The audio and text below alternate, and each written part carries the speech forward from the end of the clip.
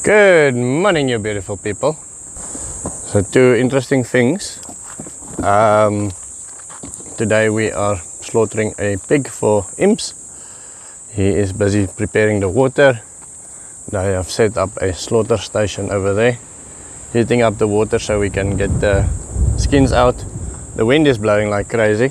And then I've got two comments saying that I should make a juice, ferment the foods that we get and make a juice and supercharge charcoal with that, or look at juice fermenting as a fertilizing method.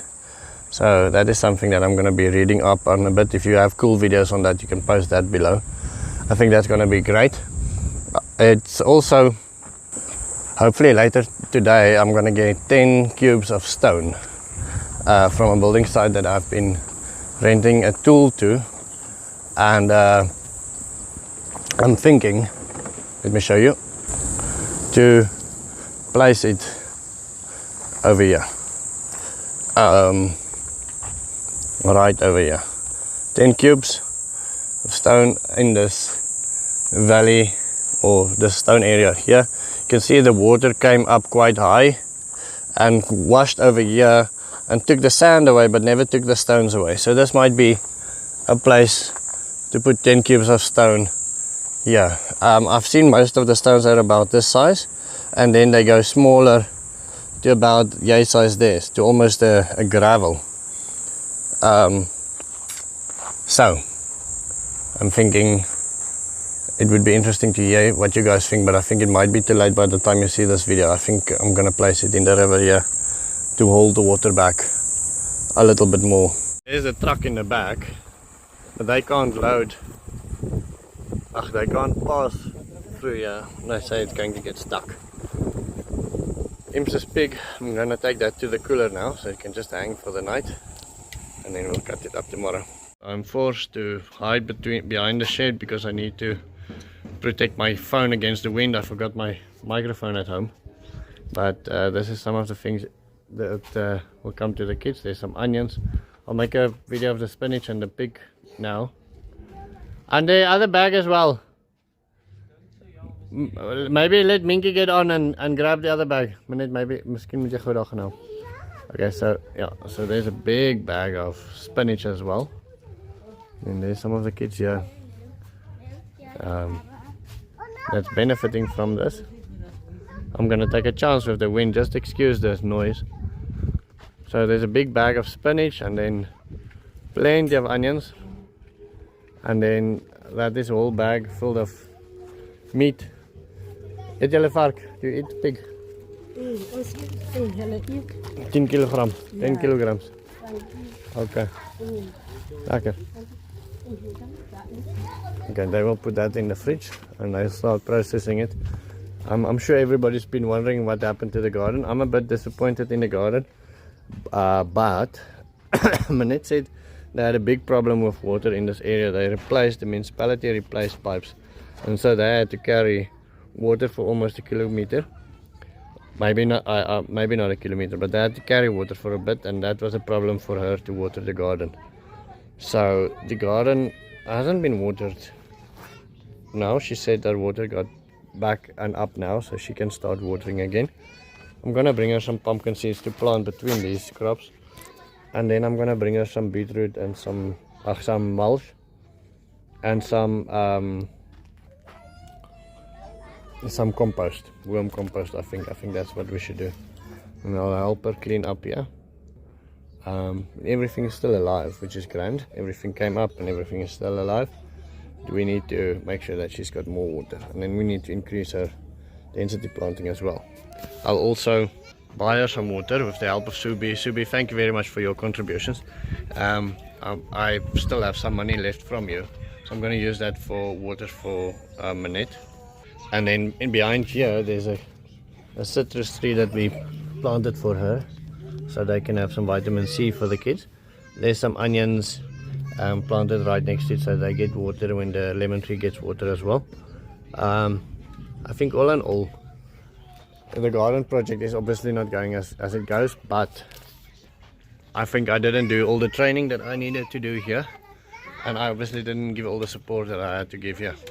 So that's something. But today they got a whole bag full of onions, whole bag full of 50-kilogram bag full of spinach, and then 10 kilograms of pig meat, which they can chop up and make sauces from and so on, which I think is going to help them a lot. So I just got home, walking through everything, and I quickly want to show you something. So when I was at the feedlot, the people told me how much food they lose to birds and to wild pigs. And this is now a year ago when I was at a big cattle feedlot in South Africa. And then I quickly want to show you this. This is bird life. This is the bird life in the pigsty at the moment. I'm gonna walk slowly because I want to get close to them before they all fly up. Look at that. Then they wait there and then they come back. Now you know you've got enough food for your pigs when they struggle to finish it all. That heap there is food from this morning and yesterday that was kicked out, and they got fed new food. So you know you've got enough food for your pigs when there is food being thrown out. So we are very grateful to have this spar food and the old age home food. And my video cut out there for some reason, but that makes us not have to worry about the birds so much, because we have extra food, and so the birds can enjoy themselves and we don't have to sit there and shoot birds or capture them or hide food from birds. They can come and do their thing. I like it. Okay, I want to show you something cool. So this is Besh's camp, Besh's dam over here. Three River Forges says this is a prime example of how allopathic a sunflower is. Allopathic means it kills or it makes the plants around them not grow so well. I'm not sure if it's true. Well, I believe it's true that the sunflower is allopathic, but I'm not sure if this is the example. There might be some other causes for this as well. But I think you might be right. In general, you can see how the sunflowers have made other things not live around it. Sunflowers in the garden though, if you have one or two, as he explained, they work well, but if you have them in a clump like that, they start killing things around them. Okay, this is 10 cubes of stone. No, it doesn't look like 10 cubes of stone. We could not fit it into the river. We couldn't get in there with the truck, and we couldn't get in down into our bottom part there of the river with that truck. The driver didn't want to take the chance. So it is now at the entrance of Besh's Dam. So what we'll do, you can see here how much sand has washed up here, and we can use this for construction, but just below you can see how much wood, how much slower that is. So we're actually building up this part here. So the idea is to bring the stones out here, make a stronger berm. I can't see my screen in the sun. Make a stronger berm here, and have it not wash out every year. And then we'll fill this up. This part will fill up a lot. Harvest the sand during the year. Sorry, the phone keeps ringing. And bring those stones over here and in here, and then we'll have a better berm, and then we have a store for stones. So if we ever need stones and we want to collect stones and we want to put them somewhere, because some of these things will be seriously cool to use in some buildings. I see there's some plastic that we still need to remove. Some of this will be seriously cool. So we have a storage pile now for stones.